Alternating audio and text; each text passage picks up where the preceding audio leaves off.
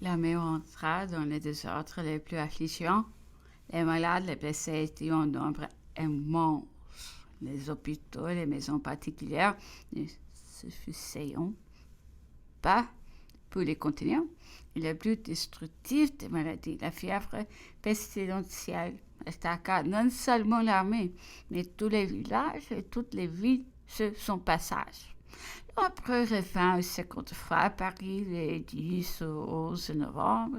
L'attachement de tous les Français était si profond, et partout on entendit qui des cris de douleur. Et si des insultes furent proférées, on ne doit en accuser que les émigrés qui entrevoiront sa chute et le retour des Bourbons. Son séjour à Paris fut d'environ 6 semaines et je crois avoir dit dans ses mémoires qu'il revenait à moi dans le malheur. Je ne dois pas en tirer vanité. Mon attachement à sa personne était un devoir. Mon éloignement peu, l'ambition un peu, l'intrigue était dans mon caractère. L'habitude de la réflexion et donnait un sentiment assez frais des affaires. Et comme j'étais bien placée pour les voir dans leurs ensembles, je lui donnai mon opinion avec une franchise et une vérité qui frappant rarement l'oreille des souverains. À mon arrivée, il me donna de me trouver tous les soirs dans la salle des bains près de sa chambre couchée. Tous les soirs, il me faisait entrer chez lui, s'échauffant déshabillé devant les cheminées. Nous causions, je ne peux trouver un autre mot pour cet entretien d'une heure qui précédait son sommeil. Les premiers jours, je l'ai trouvé si abattu, si accablé, que je fus épouvanté.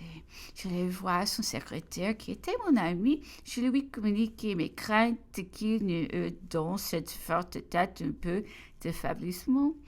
Ne vous en effrayez pas, me dit-il. Il n'a rien perdu, mais vous n'avez de soi qu'un homme écrasé de fatigue. Il se couche à 11 heures, mais il se lève à 3 heures du matin et jusqu'au soir. Il n'y a pas un moment qui ne soit pour le travail. Il est temps que cela finisse, car il succombera, et moi avant lui. Nos entretiens avaient surtout pour objet la situation de la France, et je lui disais avec une franchise dont les névéités pouvaient seul faire pardonner la rudesse, et que la France était fatiguée à l'excès, qu'il était impossible qu'elle peut longtemps encore supporter l'intolérable fardeau dont elle était accablée, et qu'elle se déroberait à son joug pour se livrer, suivant son triste usage, à la nouveauté, sa divinité favorite. Je lui parlais surtout beaucoup des Bourbons qui finiraient par hériter de sa dépit royale si la fortune les tarissait. Ce mot de Bourbon le rendit rêveur et il se jeta dans son lit sans dire un mot. Mais après quelques minutes, m'approchant de son lit pour savoir si je pouvais me retirer, je fus convaincu qu'il s'était profondément endormi.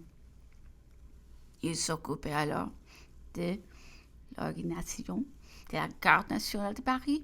Le choix des chefs était une chose fort importante. Il me parlait souvent de cette organisation.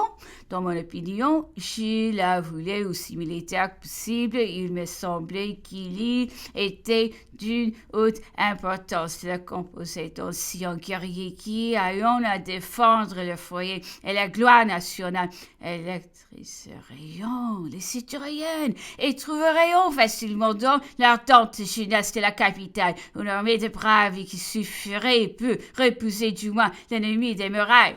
Je ne pouvais arracher une réflexion sur cet objet, quoique je misse de la chaleur.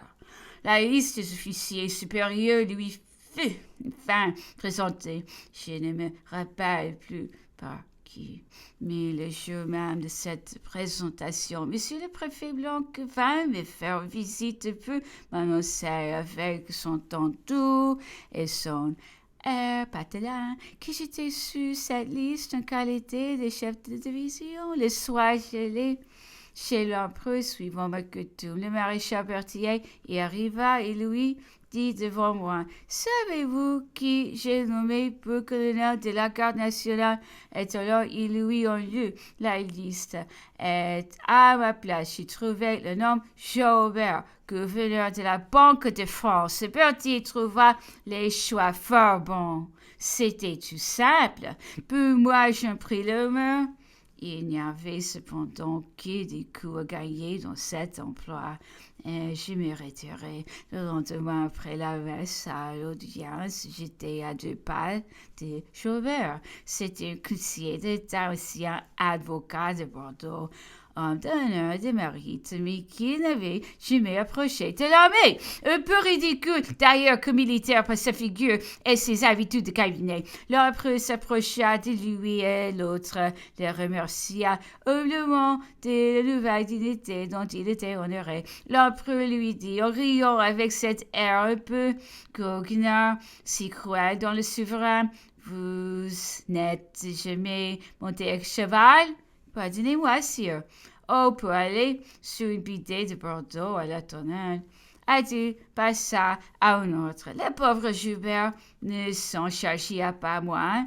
Les 2 épaules des marques de son grade. Et jamais il ne se montra plus homme de robe qu'il les jours où l'ennemi attaqua la capitale.